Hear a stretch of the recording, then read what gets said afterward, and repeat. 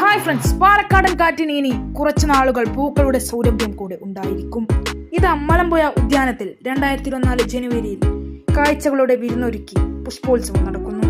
മഞ്ഞ, വെള്ള, ഓറഞ്ച്, സ്വർണ്ണ നിറമുള്ള ആഫ്രിക്കൻ ഫ്രഞ്ച് ചെണ്ടുമല്ലികൾ, പൂക്കളിലെ നിറങ്ങളുടെ വൈവിധ്യം തീർത്ത് പെറ്റൂണിയ, ചുവപ്പും വയലറ്റും സ്വർണ്ണ നിറത്തിലുമുള്ള സാൽവിയ, നക്ഷത്രം പോലെ തിളങ്ങുന്ന ആസ്റ്റർ, ഇല കാണാനാകാത്ത വിധം പൂക്കൾ വിരിഞ്ഞു നിൽക്കുന്ന വിങ്ക സെലോസിയ, സൂര്യകാന്തി പൂക്കൾ, കടലാസ് പൂക്കൾ, വിവിധ ഇനം റോസ് തുടങ്ങിയ 35 ഇനങ്ങളിലേറെ വിദേശിയും സ്വദേശിയുമായ പൂക്കളാണ് ഉദ്യാനത്തിൽ സന്ദർശകരെ കാത്തിരിക്കുന്നത്.